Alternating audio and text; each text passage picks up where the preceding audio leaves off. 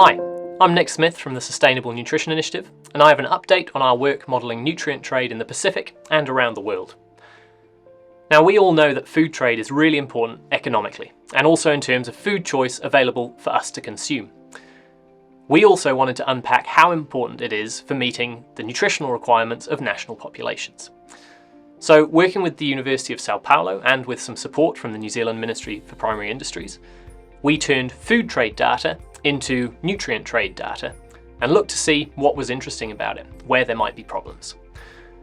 When we looked at the Pacific, we found that most of the APEC member economies were trading predominantly with other members.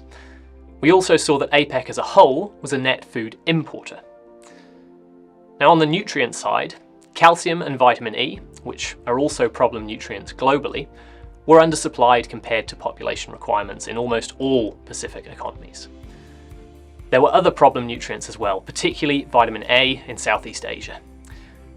We looked for nutrient vulnerability next. So this is where populations rely heavily on one or two foods for supply of a nutrient from a small number of trade partners.